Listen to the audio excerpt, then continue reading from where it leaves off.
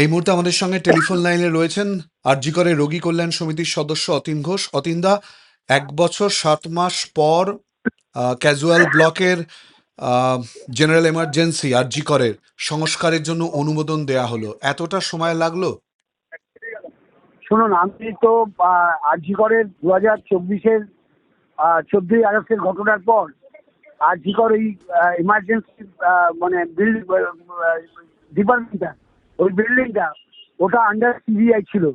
যতবার এটা নিয়ে রোগী কল্যাণ, পরবর্তীকালে নতুন কমিটি যখন চেয়ারম্যান হলেন প্রিন্সিপাল, কনভেনর হলেন ভাইস এমএসবিটি এবং আমি কমিটির মেম্বার হলাম, তখন আমাদের যে দুটি মিটিং হয়েছে সেই দুটি মিটিংয়ে ছাত্র প্রতিনিধিরা শুরু করে সবাই আমরা আলোচনা করেছিলাম যে এমার্জেন্সি বিল্ডিংটা কেন খোলা হচ্ছে না, ওটা সংস্কার করা হচ্ছে না। তখন বলা হয়েছিল ওটা সিবিআই লক করে রেখেছে, ওটা সিবিআই খুলতে বারণ করেছে, এবং এইটা দীর্ঘদিন ধরে চলছিল।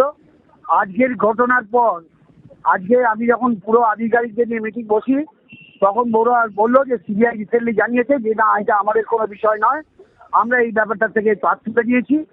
এটা তখন ওরা থেকে কবে ওরা স্বাস্থ্য দপ্তরে জানিয়েছিল, আমাকে জানালো যে স্বাস্থ্য দপ্তর থেকে বলেছে যে এটা মুখ্যমন্ত্রী দপ্তর থেকে ক্লিয়ারেন্স দিতে হবে। তো আমাকে বলার সঙ্গে সঙ্গে আমি বাইরে বেরিয়েই মুখ্যমন্ত্রী দপ্তরে মুখ্যমন্ত্রীর ব্যক্তিগত সচিবের সাথে যোগাযোগ করি, ওনাকে বিষয়টা জানাতে ওনারও আকাশ থেকে পড়েন।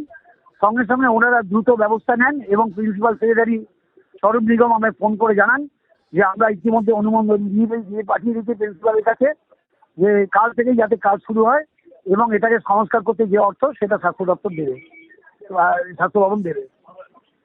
ধন্যবাদ অতীনদা।